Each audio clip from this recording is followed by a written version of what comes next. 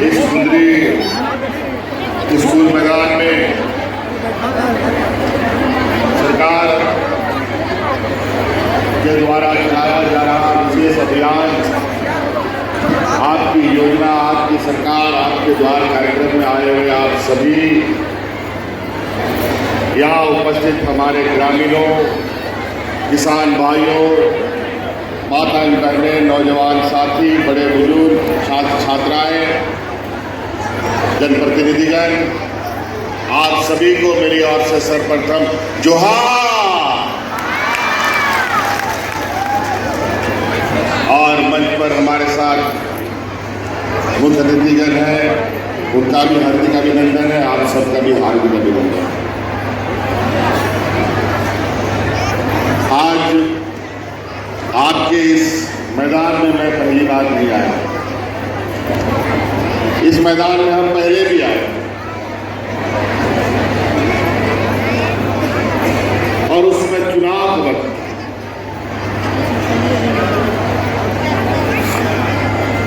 और हमने उस समय क्या कहा था, अगर आपको याद हो,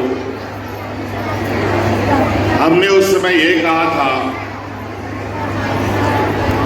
कि अगर हमारी सरकार बनेगी, यहाँ के आदिवासी मूलवासी की सरकार बनेगी, तो ये सरकार दिल्ली से नहीं चलेगा, ये सरकार रांची के हेडक्वार्टर का एयर कंडीशन कमरा से नहीं चलेगा, ये सरकार गांव से चलेगा और गांव के लोगों के साथ चलेगा।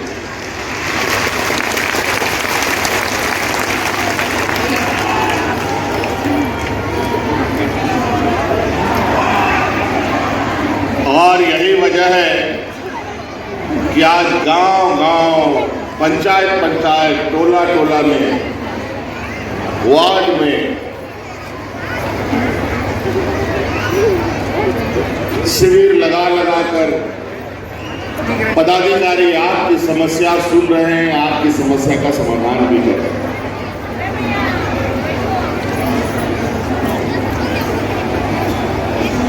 ये शिविर तीसरा चरण का शिविर है। इससे पहले हम लोगों ने 2021 में शिविर चलाया था,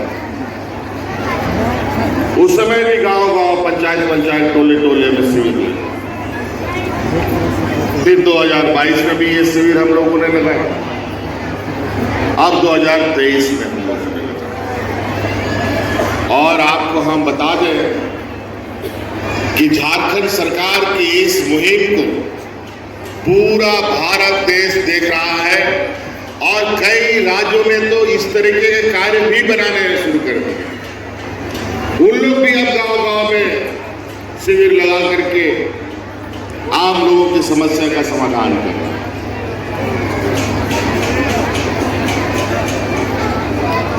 सरकार बनने के बाद तो सबसे पहले ठीक से सरकार बनी भी नहीं थी, कोरोना जैसा महामारी आ गया और वो समय कितना डरावना था वो आप अंदाजा लगा सकते हैं। फिर अचानक केंद्र की सरकार ने लॉकडाउन लगा दिया और ऐसा लॉकडाउन और ऐसा आदेश कि सबको घर में ताला लगा के रहने के लिए मजबूर होना पड़ा। हाट बाजार, स्कूल, नौकरी चाकरी, सब कारखाना, काम धाम, मजदूरी वजदूरी सब बंद। और हमारे लोग जो बड़ी संख्या में दूसरे राज्यों में काम करने जाते थे, वो जहां का तहां फंस गए।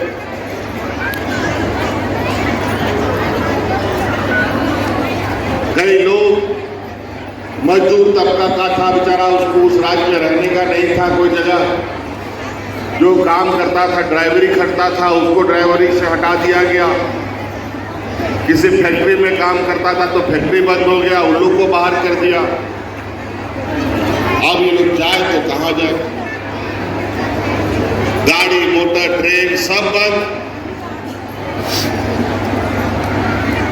और ये लगभग 1.5 साल तक ये हुज्जत चला। और आपको याद होगा उस समय देश में पहला ये आपका सरकार है जो अपने मजदूरों को हवाई जहाज से ढो ढो करके घर पहुंचाने का काम कर रहा था।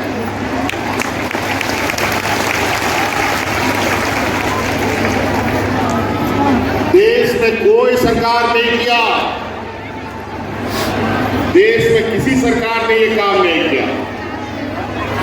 और हमारे विपक्ष के लोग तो ये कहते थे कि हम अच्छे दिन लाएंगे, हवाई चप्पल वाला लोग को हवाई जहाज में चढ़ाएंगे, लेकिन उन बेईमानों ने ना हवाई जहाज में चढ़ाया बल्कि सड़कों पर मरने के लिए छोड़ दिया। लेकिन हमने अपने उन मजदूर भाइयों को जो हवाई चप्पल पहन करके निकला, उन मजदूरों को हवाई जहाज से ढो करके घर पहुंचाने का काम हम लोगों ने किया था।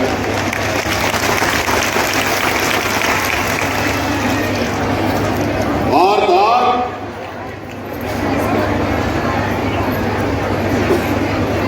जब डबल इंजन की सरकार यहां पर थी हमारे विपक्षों की,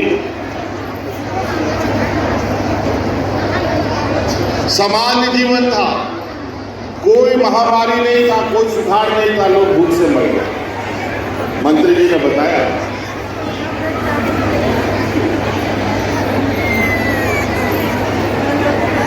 तो ऐसी स्थिति रही। आज हम लोग 1.5 साल के बाद जब कोरोना महामारी का बादल छटने लगा तो सरकार के कर्मचारी आपका दरवाजा खटखटा रहा था।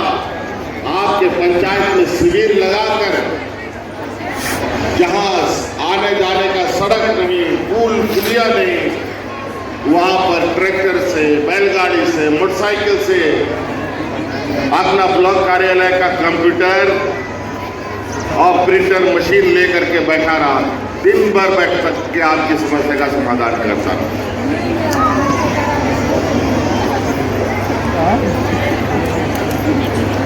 पहला शिविर जब लगा 2021 में, तो गांव से हमको लगभग 35 लाख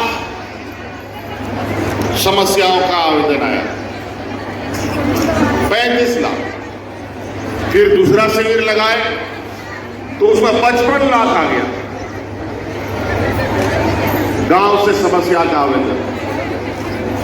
इतना समस्या का आवेदन देखने के बाद हम लोग को भी माथा खराब हो गया, भाई गांव में कुछ काम हो रहा है कि नहीं हो रहा। राज अलग होने के बाद जो हमारे विपक्ष के लोगों ने 20 साल तक राज किया, कौन काम किया, इतना समस्या का आवेदन आ गया गांव से। तब पता चला कि जो हमारे विपक्ष की जो सरकारें चल रही थी, डबल इंजन की सरकार चल रही थी, ये लोग जो सरकार में लाखों कर्मचारी हैं,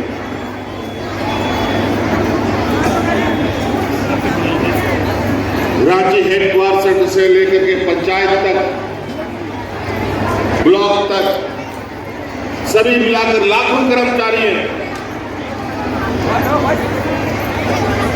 और सरकारी बजट का सबसे अधिक पैसा उन कर्मचारियों के तनखे में जाता है। जो कर्मचारी को आपकी सेवा के लिए तनख्वाह मिलता था, उन सभी कर्मचारियों को आपकी सेवा छोड़ करके वो लोग अपनी सेवा में लगवा दिया। जब राज अलग हुआ था 2000 ईस्वी में, नया नया झारखंड जन्म हुआ, उस समय सरकार का खजाना भरा हुआ था, सरप्लस बजट था। आज घाटे का बजट है। कहां चला गया वो पैसा? जब ये राज जन्म लिया उस समय तो पैसे लेके जन्म पैदा हुआ था, फिर ये राज सबसे ज्यादा पिछड़ क्यों गया? आज ही देश का सबसे पिछड़ा राज्य कहलाता है, सबसे अधिक गरीब लोग इसी राज्य में रहता है, सबसे अधिक मजदूर इसी राज्य में है। ये कलंक कैसे है इस राज्य में लिखा? 20 वर्षों तक क्या काम किया इन लोगों ने? लोग भूख से मरने लगा, लोग दूसरे राज्य में पलायन करने के लिए मजबूर होना पड़ा।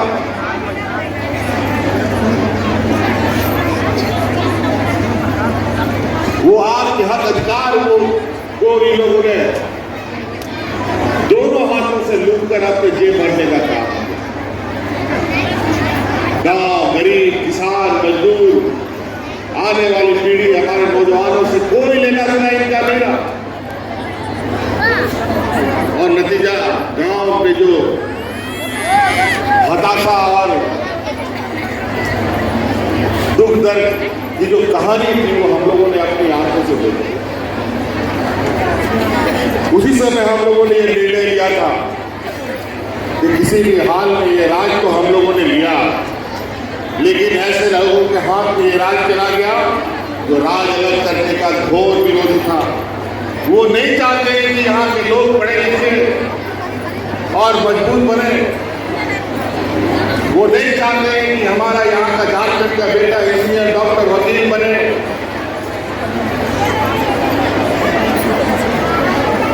अगर ये हमारे झारखंड के लोग पढ़े लिखे हो गए, डॉक्टर, इंजीनियर बन गया, तो उनके लिए मजदूर कौन खड़ेगा? आज के दिन में भी कई ऐसा गांव देहात है, कई ऐसे लोग हैं जिन्होंने कभी ब्लॉक कार्यालय नहीं देखा, कभी वीडियो सीओ को नहीं देखा। सभी चीज दलाल के चारों तरफ किया। आज सीओ, डीसीएस सभी आपके गाँव में, पंचायतों में घूम रहे हैं और ये सब काम समय समय चलता है। इसके लिए मैं भी जिला जिला घूमकर उन कामों का आकलन करता हूँ। आज विभिन्न जिला होते हुए लातेहार में जा रहा है। ये 23 नवंबर से ये शिविर चल रहा है पूरे राज्य में। अभी 29 तारीख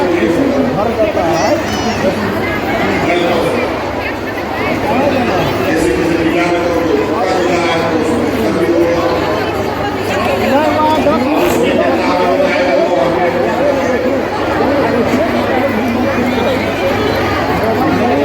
और इन शिविरों के माध्यम से जो गांव की तकलीफ है, जो गांव की आवाज है,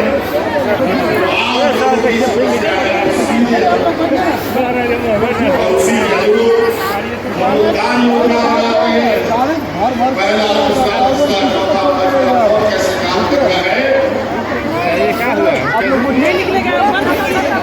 उसी के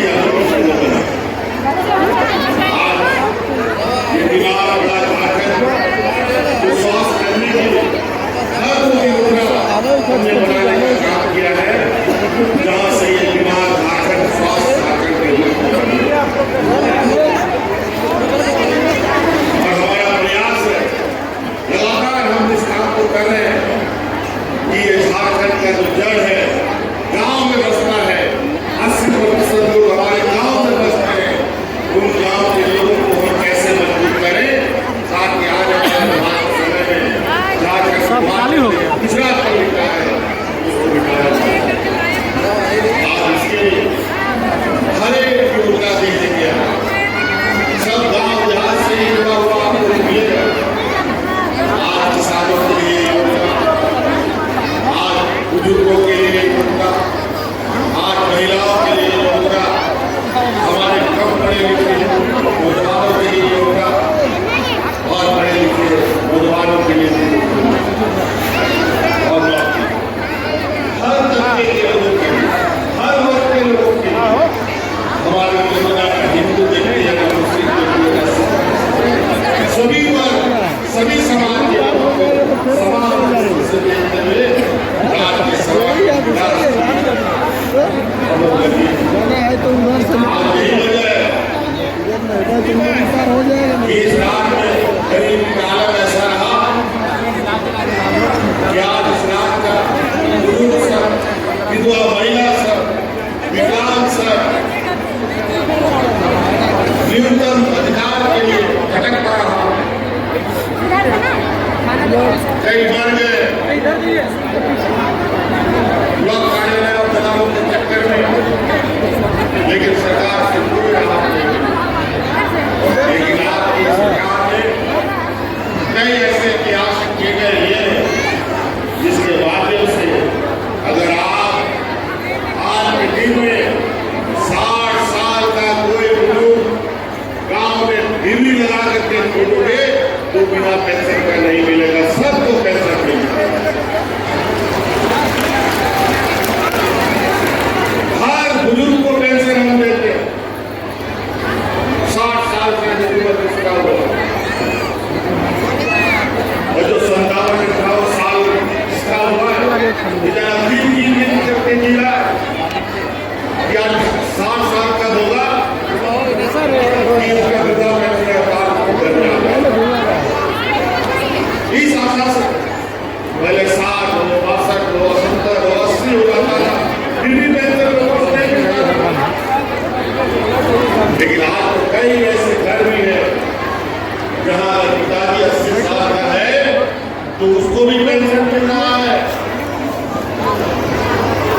माँ अगर 70 साल की है तो उसको भी पेंशन मिल रहा है। अगर बेटा 60 साल का है उसको भी पेंशन, अगर बेटा का बेटी है तो उसको भी सावित्री बाई फुले का आज कोई ऐसा घर नहीं बचा जहां सरकार का कोई न कोई योगदान आपको